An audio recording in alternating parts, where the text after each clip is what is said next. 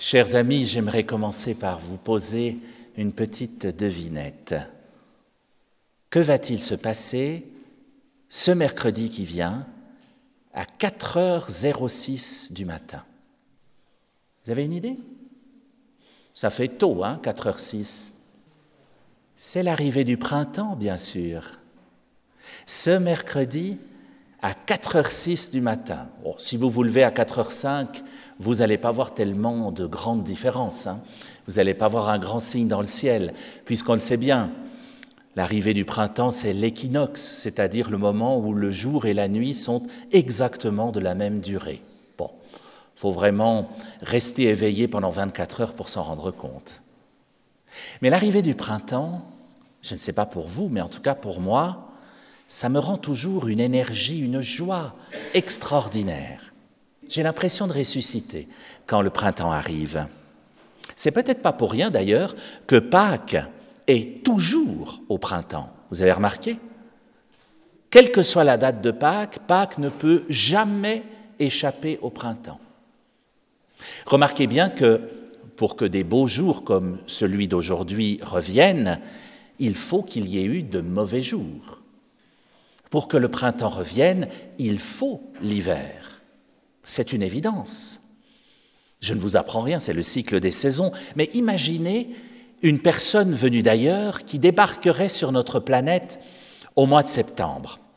Elle verrait la magnifique nature de septembre, et puis petit à petit, elle verrait les feuilles se flétrir, tomber, les arbres devenir tout secs, le froid arriver. Et cette personne se dirait, mais c'est catastrophique. Où sont les feuilles? Où est le soleil? Où est la chaleur? Tout cela ne reviendra donc jamais. Nous savons bien sûr que l'arbre en question va refleurir, qu'il portera à nouveau du fruit. Mais en plein hiver, il faut sacrément croire au printemps pour le savoir. Et pour que le printemps revienne, il faut que l'hiver se vive pleinement. Il faut traverser tous les mois de l'hiver. Il faut que la nature s'endorme en hiver pour ressusciter au printemps. Pourquoi je vous dis cela? Mais c'est parce que c'est l'image que Jésus prend dans l'Évangile. Alors lui, il utilise l'image du grain de blé, bien sûr. Mais c'est la même idée. Si le grain de blé ne meurt pas, il reste tout seul. Mais s'il meurt, alors il va porter du fruit. Et dans l'histoire de notre foi, chers amis, c'est exactement la même chose. Pour qu'il y ait un Nouveau Testament, il fallait un Ancien Testament. C'est notre première lecture qui nous le rappelait, le livre de Jérémie. Si la première alliance n'avait pas été rompue, il n'y aurait pas eu de deuxième alliance. Et vous savez que le mot alliance se dit testament. Ça vient du latin. Pour qu'il y ait un Nouveau Testament, il fallait un Ancien Testament. Pour qu'il y ait une nouvelle alliance que Dieu conclut avec nous, il fallait qu'on rompe l'ancienne alliance. Sans quoi, pas de Jésus. Ça aurait quand même été dommage. Nous en serions toujours au temps du œil pour œil, dent pour dent. Remarquez, quand on regarde le monde, force est de constater qu'il y a des gens qui en sont toujours là. Mais avec Jésus, nous sommes appelés à aller plus loin, évidemment. C'est la nouvelle alliance. Il est venu nous apprendre le commandement de l'amour. S'il n'y avait pas eu rupture de l'ancienne alliance, nous ne serions jamais passés à cette étape-là. Cette nouvelle alliance avec Dieu change tout. C'est un printemps, mais c'est un printemps éternel, celui-là. Cette nouvelle alliance qui est symbolisée par le Christ, qui, comme par hasard, lui aussi, comme le grain de blé, est mort pour revivre, pour porter du fruit. Et ça, c'est notre deuxième lecture, la lettre aux Hébreux qui nous le rappelait. Le Christ, lui aussi, est passé par là, mort et ressuscité. Et puis, en nous-mêmes, chers amis, c'est la même chose. Vous le savez sûrement, chaque minute, chaque seconde, il y a des cellules qui meurent dans notre propre corps. Vous savez combien de cellules meurent chaque seconde dans notre corps? 2000. 2000 cellules meurent chaque seconde en nous. Ah, évidemment, il y en a quasiment autant qui naissent, hein, sans quoi on serait assez vite fini. Même si on sait que le processus de la vieillesse commence assez vite. Hein. Après 20 ans, on commence à ne plus avoir tout à fait le même nombre de cellules. Il y a un petit peu moins de cellules qui naissent par rapport aux cellules qui meurent. Et puis, si on est jeune depuis plus longtemps que les autres, eh bien, ça s'accélère. Hein. Il y a de moins en moins de cellules qui naissent par rapport aux cellules qui meurent. C'est ainsi, c'est la vie.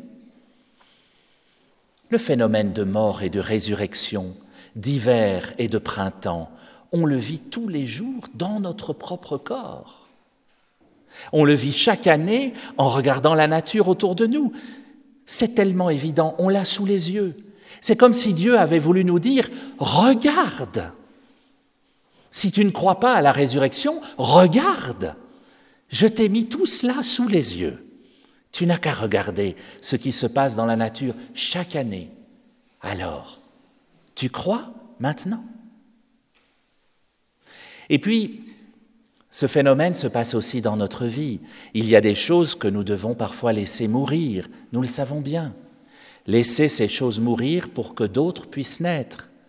Il y a même des personnes, des fois, dont on doit se séparer. Laisser une amitié mourir, cela arrive, pour que d'autres naissent. Parfois, ce n'est que pour un temps. Il y a des liens qu'on croit morts et qui ressuscitent à nouveau. On ne le comprend pas tout de suite parfois, mais il suffit de regarder autour de nous pour se rappeler que ce phénomène fait partie de la vie. Et c'est peut-être pas si étonnant que ça lorsque ce phénomène arrive en carême précisément, dans la période où il est bon de laisser mourir certaines choses, de nous séparer peut-être de certaines choses pour mieux revivre à Pâques. Alors en ces derniers jours de carême, chers amis, demandons-nous ce qui doit mourir en nous pour que nous puissions revivre. Y a-t-il des habitudes qu'il serait bon de laisser mourir ? Y a-t-il des gens qu'il serait bon de laisser partir loin de nous ? Y a-t-il des objets dont il serait bon de se détacher, qui nous encombrent ?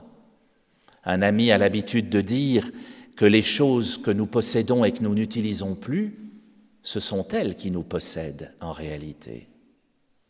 Peut-être faut-il s'en séparer. Y a-t-il des pensées qu'il serait bon de laisser mourir, des jugements sur l'autre, des mots que l'on dit trop vite ? Je parle déjà pour moi. Il y a sûrement des choses qu'on peut laisser mourir pour mieux revivre avec Jésus à Pâques. Osons nous poser cette question. En moi, dans ma vie, chez moi, qu'est-ce qui doit mourir ? Qu'est-ce qui va revivre ? Qu'est-ce qui est appelé à durer ? Qu'est-ce qui passe l'hiver sans encombre cette année encore ? Ce sont de vraies questions de carême. Et n'ayons pas peur de laisser mourir ce qui doit mourir en nous.